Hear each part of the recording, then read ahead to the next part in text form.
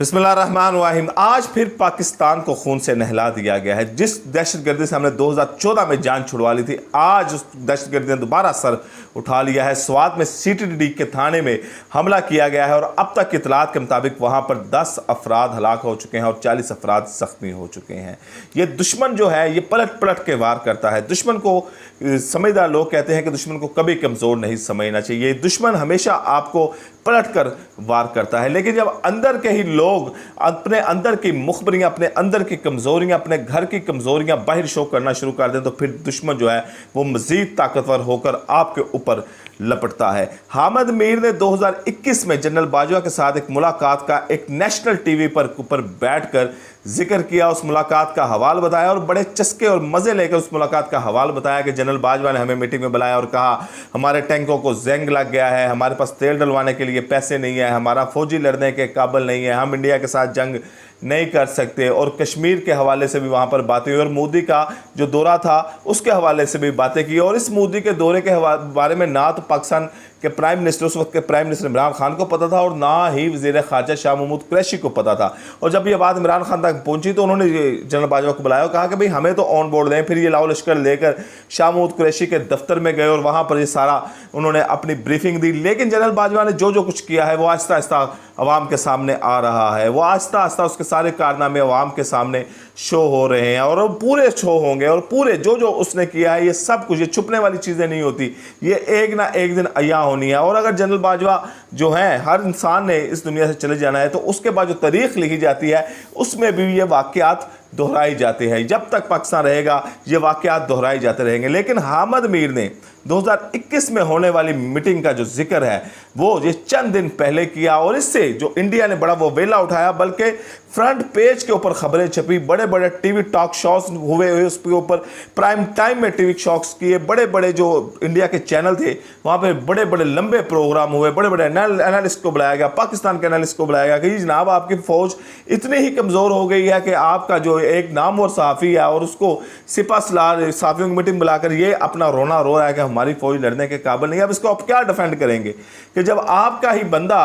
बैठकर अपने ही कमज़ोरियाँ शो कर रहा है। इससे तो बेहतर जनरल बाजवा था जिसने कम से कम बात की तो बंद कमरे में तो की, चंद लोगों के सामने ही की, लेकिन इसने पूरे मुल्क में, पूरी दुनिया में ढिंढोरा पीट दिया कि हम लड़ने के काबिल नहीं है। तो फिर वो क्या हुआ? उस शेर का जो इकबाल ने लिखा था कि मोमिन है काफिर है तो करता है शमशीर पे भरोसा, मोमिन है तो बेदेख भी लड़ता है सिपाही।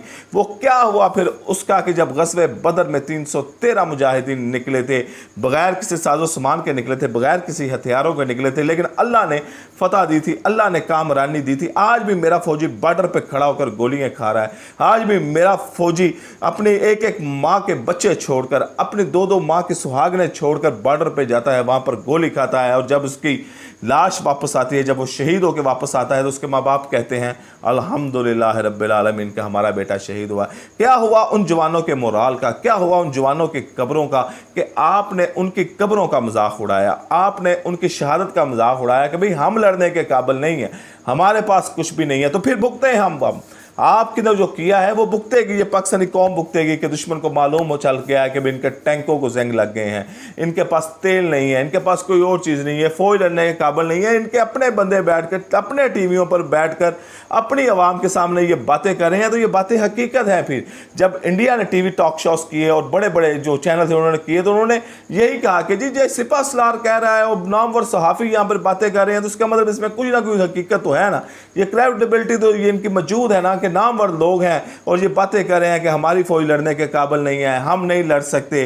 तो दुश्मन ने अब फिर पलट के वार तो करना था कि जब आपने बता दिया कि जी हम बड़े कमज़ोर हैं, हम लड़ने के काबिल नहीं हैं, हमारे पास तो टैंक चलाने के लिए तेल नहीं है, हमारे पास तो बंदूकों में गोलियां नहीं हैं, लेकिन हमारे पास अगर कुछ भी नहीं था तो कम से कम हमारे पास जो जज्बा था वो लड़ने के लिए काफ़ी था। हम डंडों से जंग लड़ सकते थे और हमने जंगें जीती भी हैं। 65 की जंग जो डंडों के ज़रिए ही जीती गई है, वो अवाम ने ही जीती गई है। लेकिन आपने पूरी दुनिया के सामने ऐसा अगर हकीकत में था भी तो आपको जिक्र नहीं करना चाहिए था, और अगर है भी तो फिर भी आपको जिक्र नहीं करना चाहिए था, क्योंकि हमने अपने दुश्मन के सामने तो अपनी कमज़ोरी शो नहीं करनी।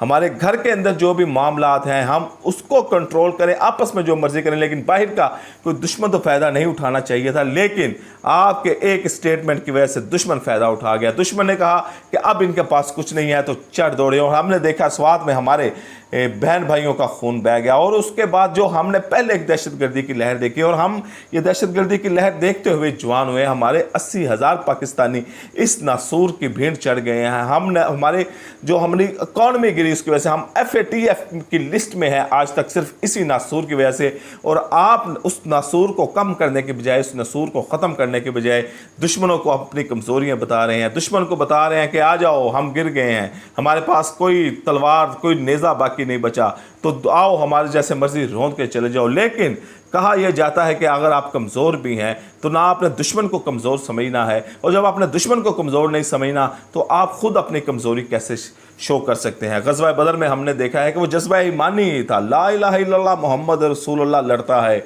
ला इलाहा इल्लल्लाह मोहम्मद रसूलुल्लाह से बड़ा हथियार कोई नहीं, ला इलाहा इल्लल्लाह मोहम्मद रसूलुल्लाह से बड़ा टैंक कोई नहीं, ला इलाहा इल्लल्लाह मोहम्मद रसूलुल्लाह से बड़ा एटम बम कोई नहीं।